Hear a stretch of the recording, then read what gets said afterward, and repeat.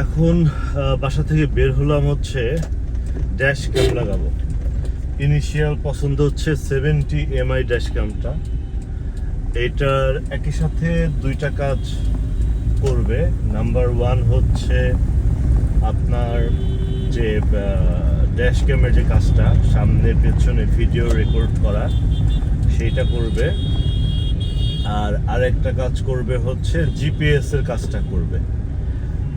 এখানে ওরা যেটা বলতেছে, এটা গেলে বুঝতে পারবো যে ওরা যেটা বলতেছে, সামনে যদি কোনো সন্দেহভাজন ব্যক্তি ঘোরাফেরা করে বা গাড়ির সামনে যদি একাধিক সময় থাকে, দেখা গেলো 5-6 সেকেন্ডের বেশি সময় থাকতেছে, সেক্ষেত্রে ওইটার একটা ভিডিও করে আমার ফোনে পাঠিয়ে দিবে। আবার রিয়েল টাইম লোকেশনটা পাবো অনলাইনে। এর জন্য একটা 4G কিটও লাগবে। বেসিক্যালি 14,000 টাকা হচ্ছে ড্যাশ ক্যামের দাম, আর 8,000 টাকা হচ্ছে ইয়ার দাম আর কি, এই 4G কিটের দাম। সিম টিমের কাহিনী জানি না, 128 GB একটা মেমোরি কার্ড দিবে। সব কিছু মিলায়ে হচ্ছে 24,000 সামথিং বললো। বেসিক্যালি 70 এমআই যেটা, এটা হচ্ছে গ্যাজেট অ্যান্ড গিয়ার বা এই নামের কোনো একটা কোম্পানি, ওরা সেল করে। ওদের হোম ডেলিভারি অপশন আছে। ইনসাইড ঢাকা 600 টাকার মধ্যে ওরা ডেলিভারি দিয়ে দেয়। কিন্তু যেহেতু এখন ঈদের সময়, ঈদের মাত্র 2-3 দিন আগে, আর রাস্তাঘাট মোটামুটি এখন ফাঁকা, সো চিন্তা করলাম যে ওই পর্যন্ত যাইতে আসতে আমার 100 টাকা গ্যাস হয়তো পুরাবে না, সো যেই লাগাই নিয়ে আসি।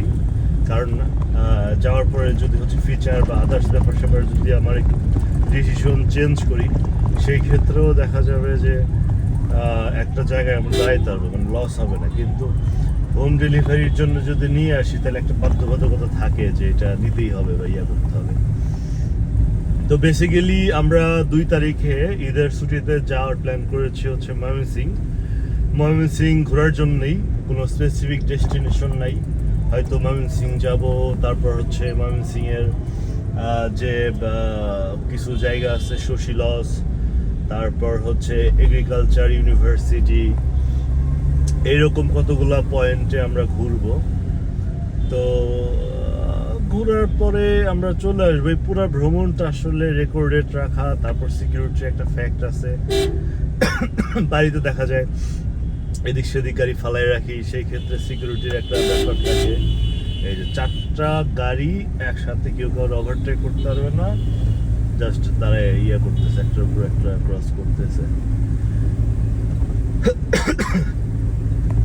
ও 70 এমআই যে ইয়েটা ড্যাশ ক্যামটা, এই ড্যাশ ক্যামের যারা সেল করে, এটা সেল করে হচ্ছে রাইফেল স্কোয়ার, ওদের অফিস।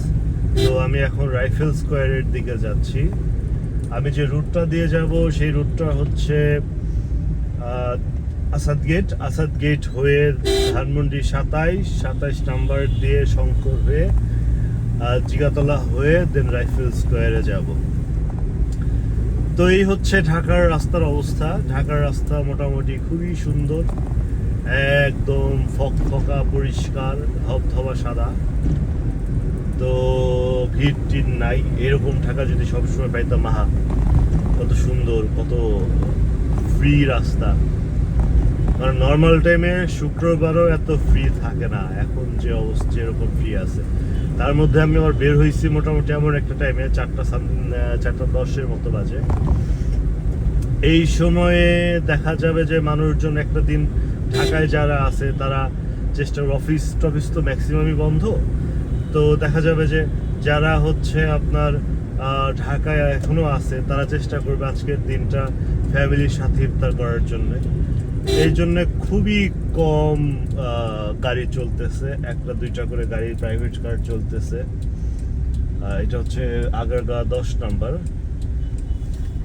নাম্বার থেকে আগারগাঁয়ের দিকে যে আসলাম, শেওড়াপাড়া থেকে বেসিক্যালি। তো এটা আগারগাঁ চৌরাস্তা। তো আগারগাঁ চৌরাস্তা, এই রাস্তাটা খুবই ডেঞ্জারাস একটা রাস্তা। মাঝে মধ্যেই এই সিগন্যাল না মানার কারণে সন্ধ্যার পরে টুকটাক ভালোই অ্যাক্সিডেন্ট হয়। মাঝে মধ্যেই দেখি যে অ্যাক্সিডেন্ট হয়। আমার মনে হয় এই যে এখন যে রাস্তাটা দিয়ে যাচ্ছি, এই রাস্তাটা হচ্ছে বাংলাদেশের সবচেয়ে বেস্ট একটা রাস্তা। ডেফিনেটলি রিজনটা আসলে বলার দরকার পড়ে না। ডান পাশে সরকারি গুরুত্বপূর্ণ মন্ত্রণালয়, সচিবালয়, বিভিন্ন মন্ত্রণালয়ের অফিসগুলা সেইগুলো আছে।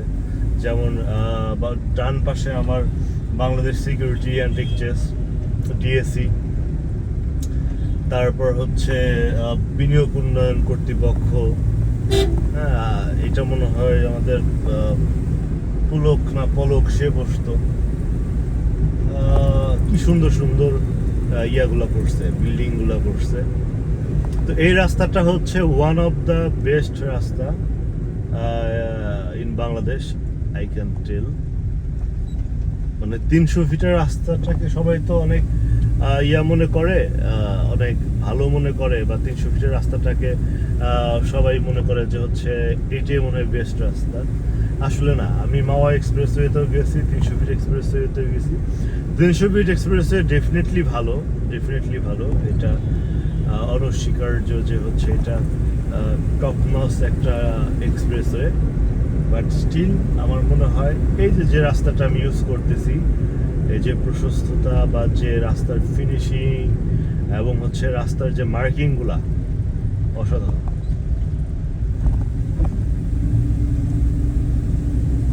বাম পাশে হচ্ছে ওয়ার্ল্ড ব্যাংকের অফিস। তারপর হচ্ছে জাতীয় রাজস্ব বোর্ড আমার ডান পাশে গেল, অর্থোপেডিক্স হসপিটাল, এই যে কি করে শিশু হসপিটাল। আমরা বেসিক্যালি শিশু মেলার পাশ দিয়ে বের হচ্ছি।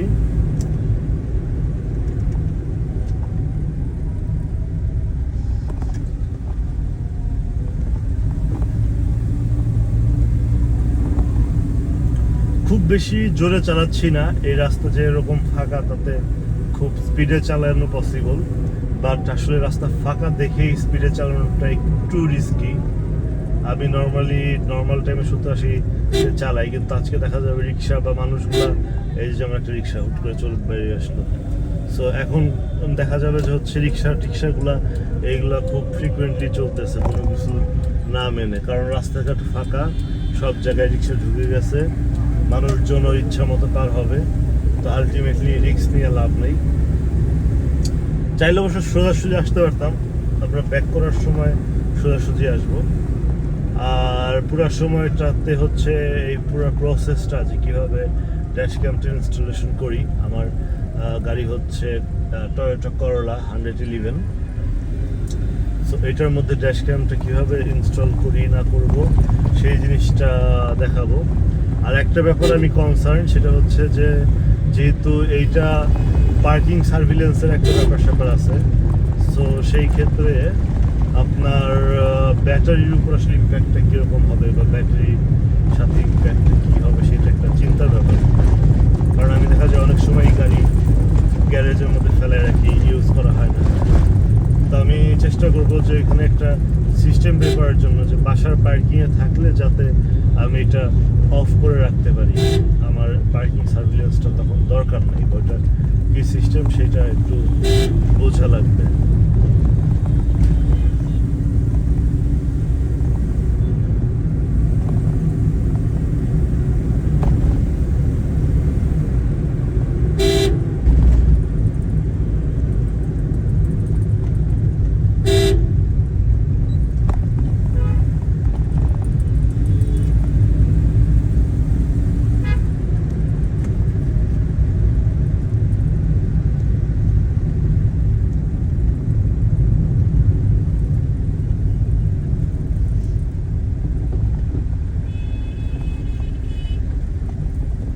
গণভবন, একটা সময় এই ভবনটা কি জৌলুস ছিল, এখনো ভেতরে গাড়ি ঘোড়া টুকটাক দেখা যাচ্ছে।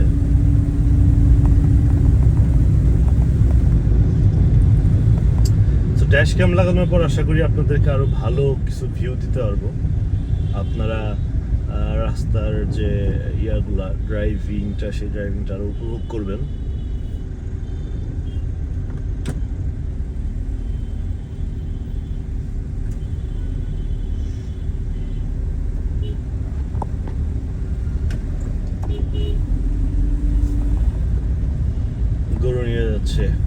কোরবানিতে ঈদে যাওয়াই হবে। যদিও কোরবানির ঈদেই হচ্ছে আপনার নর্মালি পশু জবাই হয়, বাট আমার ঢাকাতে বা ইদানিং রোজার ঈদেও অনেকেই করে, শৌখিনতা হোক বা খাওয়ার জন্য হোক গরু জবাই করে।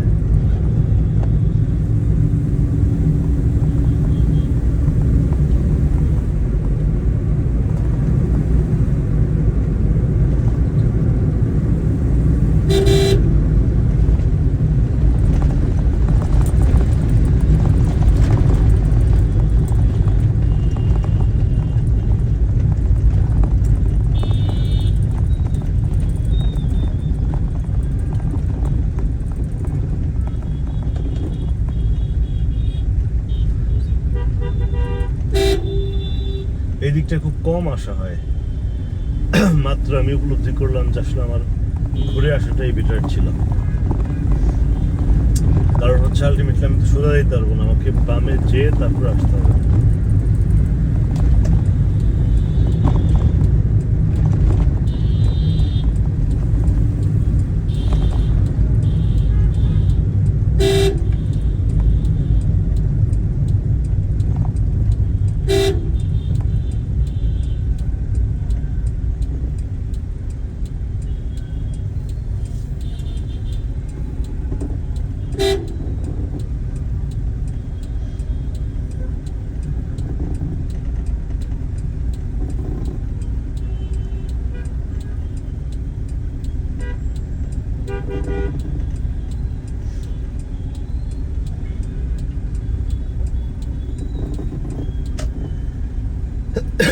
এই যে একটা হজে বড় লেগে আছে।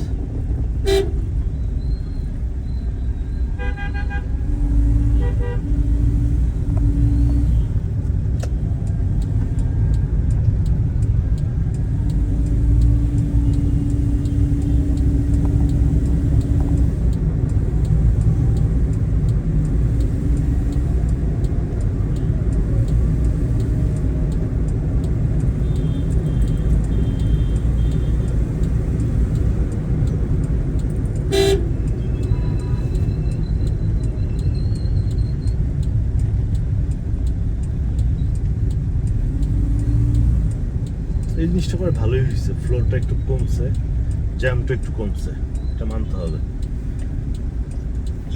5 আগস্টের পরে ট্রাফিক পুলিশ কিছু মানে কাজ করছে বেসিক্যালি, মানে কোনটা ভালো কোনটা খারাপ এটা তো আসলে ইমপ্লিমেন্ট করার পরে বোঝা যায়। কিন্তু এতদিন যে প্রবলেমটা হইতো যে কেউ চিন্তাই করতো না আসলে এটা কি করা যায় ওইটা কি করা যায়, ট্র্যাডিশনাল ওয়েতে চলতে থাকতো। এখন অ্যাটলিস্ট মানুষজন চিন্তা ভাবনা করতেছে যে এটা এইভাবে চলবে। গাড়িগুলো দেখতেছি যে ডানে দিয়ে বাইরে যাচ্ছে, সো আমিও এই পদ্ধতি অবলম্বন করি। ধানমন্ডি সদর যানবাহন বাম দিকে চলুন আছে।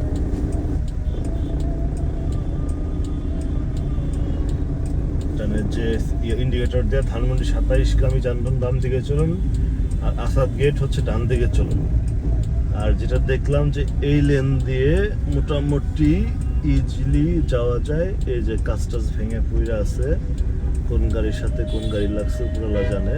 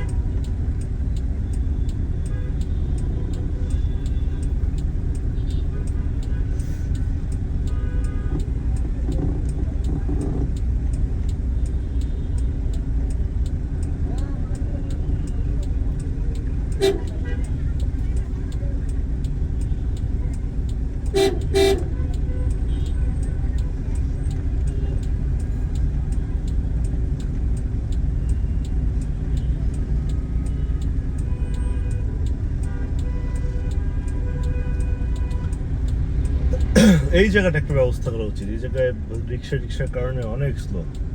সামনে গেলে দেখবেন যে আসলে একদম ফাঁকা, কিন্তু এই যে মোড়টা ঘুরতেছি, এই ঢুকতেছি, এই জায়গাটা অনেক স্লো হয়ে যায়। আর আমরাও মাশাল্লাহ 3-4 লেন কইরা ঢুকি, তারপরে এক জায়গায় ইয়ে করতে পারি না। আমার ইয়ে দেয় কেন, হাই বিম দিচ্ছে কেন?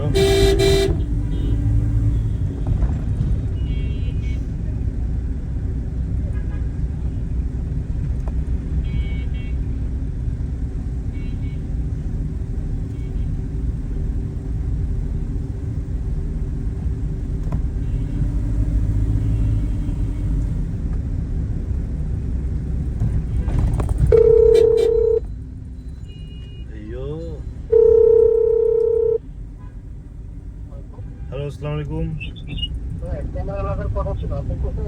আমি আছি হচ্ছে 27 নম্বরে। জি, হ্যাঁ, এই যে আমি রাস্তায়, আপনি ফোন দেওয়ার পরই হচ্ছে আমি রওনা দিছি শেওড়াপাড়া থেকে। আমি এখন হচ্ছে 27 নম্বরে আছি, রানিং আছি। আমি আমি কোথায় আসবো বলেন তো?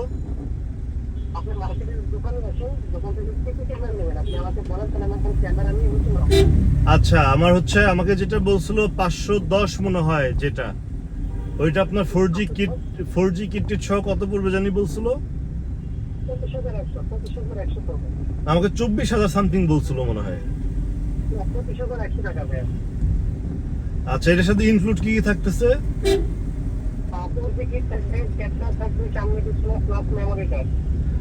আচ্ছা, ওকে। আর হচ্ছে এইটা তো আপনাদের হচ্ছে মনে হয় সেকেন্ড বেস্ট, তাই না? আর আরেকটা যেটা আছে 700 কত যেন, 70 mi, 810। আচ্ছা, ওইটা আপনার হচ্ছে ওইটার আপনার কস্ট কত পড়বে 4G কিট সহ? ওইটা নাই।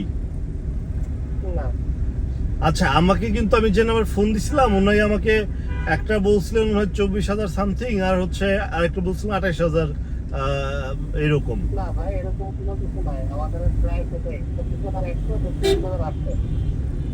আচ্ছা, তাহলে আপনার ওইটাই তো আপনার মানে 25,000-এরটাই তো হচ্ছে আপনার ওর বাইরে তো আপনার কাছে অপশন নেই, আছে?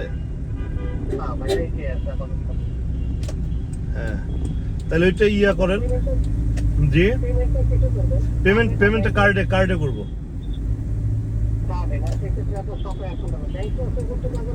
জি, না না না, ব্যাংক ট্রান্সফারটা করাটা একটু ডিফিকাল্ট হয়ে যাবে।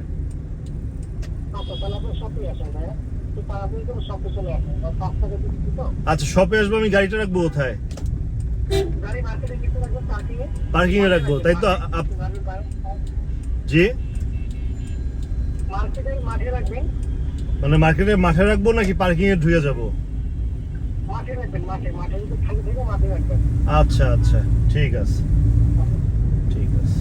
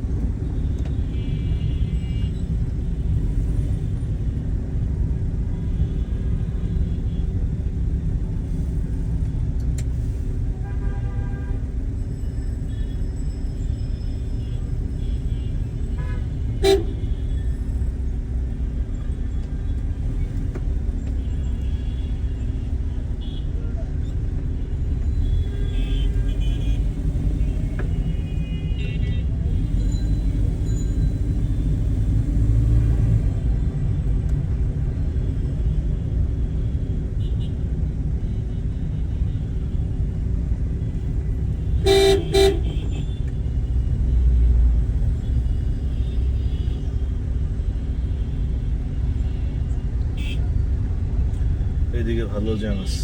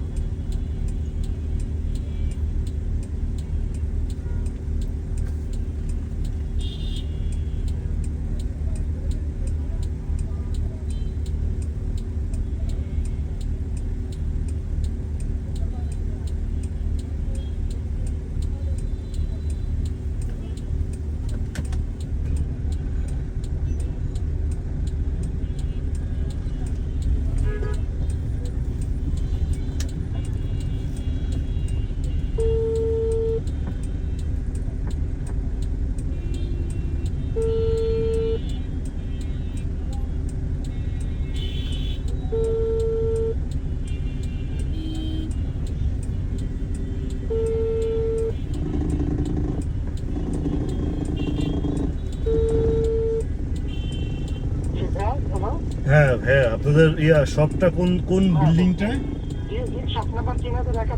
3071 মেইন বিল্ডিং এ? সীমান্ত সম্ভার, ওকে ওকে। 3071 ওকে ওকে।